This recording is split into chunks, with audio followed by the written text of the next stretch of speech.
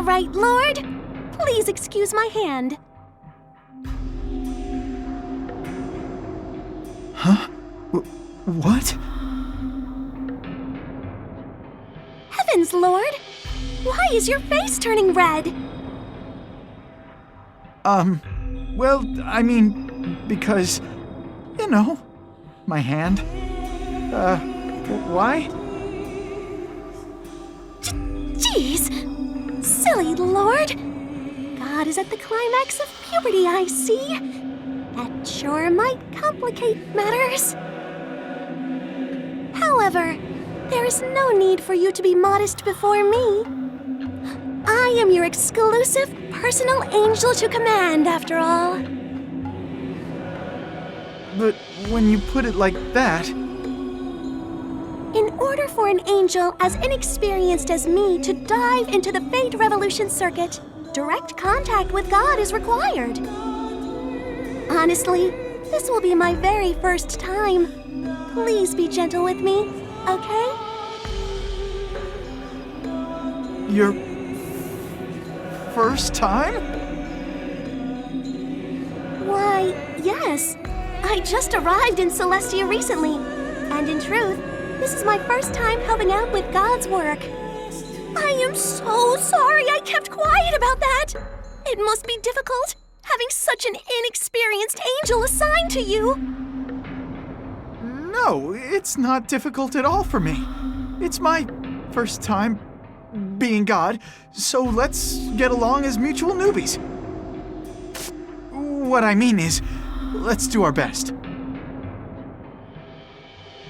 Absolutely! Thank you for the kind words. I will help out my Lord and God as much as I possibly... Okay, I look forward to it. All right, Lord! Let us go forth and guide their fate!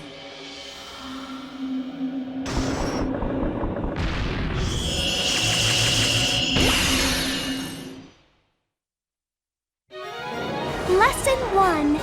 The Open String Intermedio.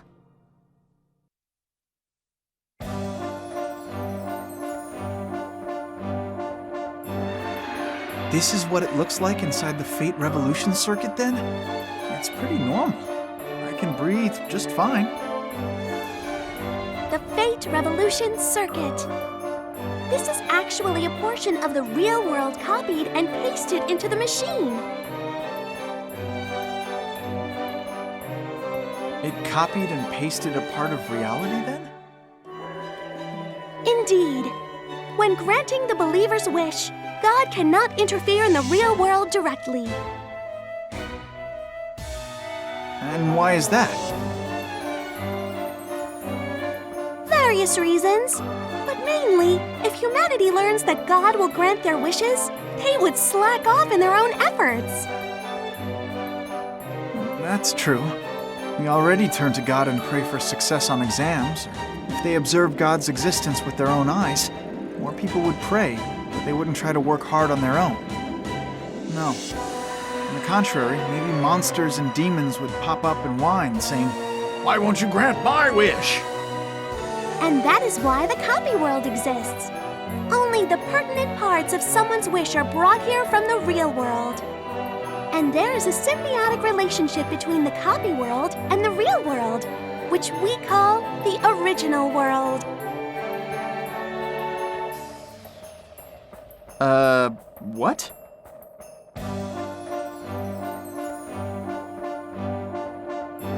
I shall clarify. It simply means that if you guide their fate in the copy world, the original world will also change. As God directly changes the individual's fate in the copy world, the original world is indirectly changed. That is basically it. What an amazing machine. So if I grant the wish in the copy world... That is correct, Lord. Okay, according... Mommy, read me more of the story, please!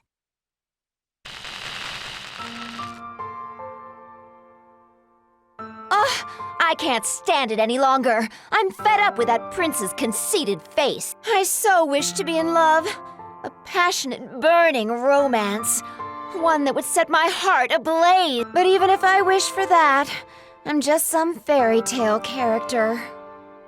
Not even God could grant my wish. Oops! This simply won't do. The story's curtain is about to rise again.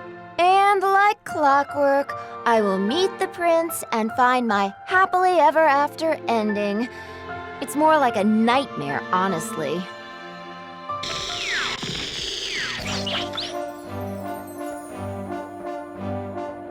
What was that? It felt like a projector was showing a movie inside of my skull. That was the Fate Revolution circuit showing you the current state of the original world. Then that makeup-caked chick blabbing about burning love or whatever is the Wisher? Oh my! This does not bode well. Originally, she had a strong desire to change her fate on her own. Now, with you involved, Lord, her fate has already begun to change. Huh? What's that supposed to mean? What am I supposed to do about it? Do not think on it too much, Lord. Fight her demons inside the machine. That will help to guide her fate. Just by beating stuff up, I'll guide her fate? All explanations will come with time. First, please explore this world inside the machine and aim for the next floor.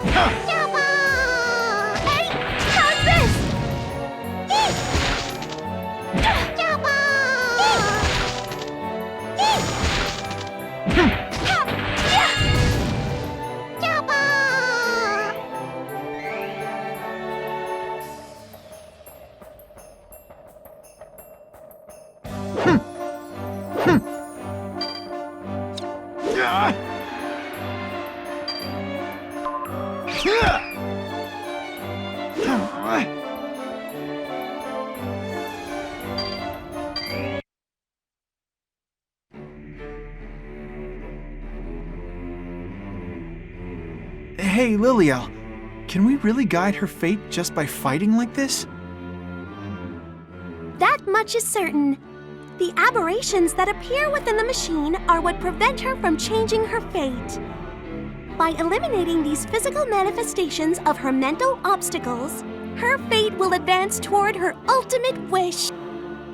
That is how your fighting these aberrations will directly influence the wish. Being able to change their fate so easily, is this really a good thing? It appears you can witness an example of how her fate will change in reality.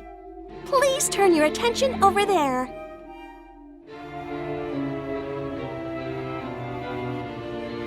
Cinderella! I still see dust over here! How many times must I beat it into you? Hurry up and clean it all again! I'm terribly sorry, stepmother. I shall clean it all over again. Cinderella, how much longer do you plan on cleaning the same stupid spot? You're such hopeless trash! Where's my food? I'm starving over here! I'm so sorry, big sister. Please wait until I finish cleaning. I'll prepare your food as soon as I can. Cinderella, why in the world isn't my laundry laundered yet? You suck at everything you do. Seriously, just being around you pisses me off.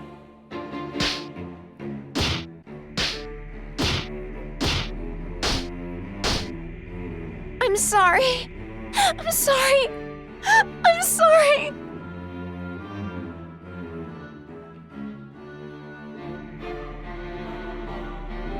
So, what are those? Those weird silhouette-y things? Well, my handbook says those are how the different characters appear while we are in the copy world. Since the original world has much more intricate information, only the barest essentials are copied over to this world. So even though she is the same Cinderella, her appearances between the two worlds will have a different style to them. It makes sense that you only need the most basic of information in the copy world, but isn't that too practical? I mean, I've thought about it for a while, but is this Cinderella that Cinderella? The poison apple coma broad? The woman you are referring to is Snow White, Lord. Fine, whatever. But she's real, right? My job was to grant the wishes made by people on Earth, wasn't it? Not at all. God's love extends to all of his creatures, from alien beings to fairy tale heroines. All have prayers to be heard. Wait, aliens? You're joking. Once again, we have the Fate Revolution Circuit to thank for helping us handle such an extensive workload. And once again, it's an amazing machine. I mean, we're trying to change the ending to a fairy tale that everyone knows. You are right about that. That is why only God may enter it.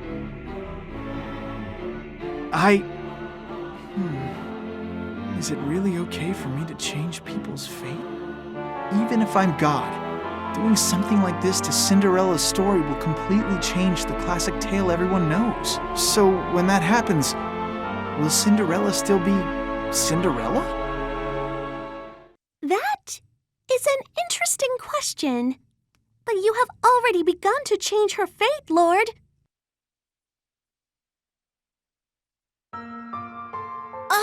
I can't take it anymore. Why do I have to be the only one who has to go through with this crap? Always, always, always. Whine, complain, whine, complain. Just because I don't offer any resistance, all of them get too full of themselves. Cinderella! What are you doing? Standing there like a big, stupid stick in the mud!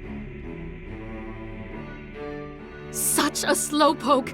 You may as well be mud! You haven't even finished cleaning, have you? Shut your trap. What was that? I couldn't hear you, you dunce! Or have you grown so stupid you can no longer speak like an adult? You're so loud! Shut up! You're just a worthless old hag! Enough! I can't do this anymore! Just because this is the setting, why do I always have to be bullied and act meek and helpless? Clean your own damn room! Put on your own damn tea! I'm not your slave, bitch! I am Cinderella, the world's most famous princess. Shut up! Hi-ya!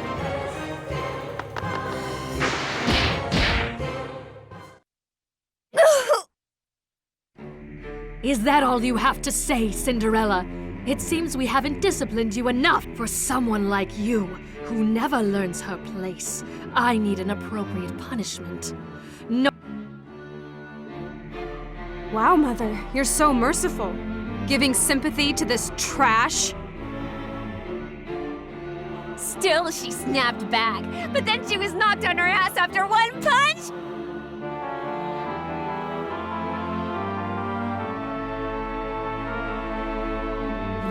That was... It means God is on the case and her fate has begun to shift. But this is not enough to answer Cinderella's prayer. So, with Cinderella's fate, I've changed the story's path? In order to grant Cinderella's wish, I need to change how her story plays out. But if I change the story, I'll be destroying the tale of Cinderella that the whole world loves so much. Either way, someone will end up unhappy. I understand your conflicted feelings, Lord. But as long as your job is to guide the fate of the one praying for your help, the path you must prioritize is... I see. You want me to destroy the story of Cinderella. For your first job, I thought to choose a wish that you may be familiar with on some level. I am sorry, Lord. No, it's not like that. More importantly, I want to try and help Cinderella. But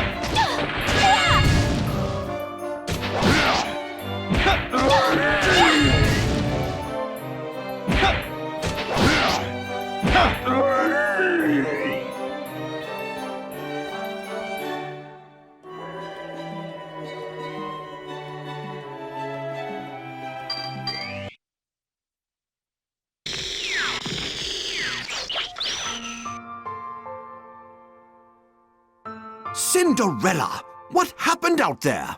The way you were delivering your lines was deviating completely from the script. Whoopsie, Prince. Was my improv not to your liking? That's irrelevant. You did a bad thing. Little kids and parents read this story together, so if you say lines like that... I don't believe anybody wishes for Cinderella to say such hateful things. Nobody wishes for it, huh? So, Prince, you're saying that you don't want that kind of Cinderella, then? What does that mean? It means what it means. Well... Tell me, darling Prince, why is everyone so attracted to the story of Cinderella? Tell me, darling Prince, what does everyone wish to get from the story of Cinderella? Tell me, darling Prince, can you point out the charming bits of Cinderella's story? Why, yes, of course I can. First of all, Cinderella is a true beauty. Uh-huh. Cinderella is bold and down to earth. She silently withstands her stepmother's bullying without a single complaint. Uh-huh. And? Cinderella borrows the fairy godmother's power, dresses up all pretty, and has the prince fall for her at first sight. And then they live happily ever after. With such a lovely ending, there's no way everyone wouldn't find it appealing. After all, this is a story about a girl who seizes her own happiness. Seizes her own happiness? Who, me? You're wrong, Prince. I haven't done a single thing. I haven't even lifted a finger. I'm just waiting with my mouth hanging open until the bait falls into it. That's why, my dear Prince, if Cinderella's story is viewed differently, it's a story about your hunt for a bride. What are you saying? You're the star of this fairy tale. This is your story. You know, Prince, just once, there's something I really want to ask you. Well, what is it? If there were someplace besides a royal ball, like a random market I go to buy food, if you met the Cinderella not under a magic spell, my dirty commoner appearance, would you still have fallen in love with me at first sight?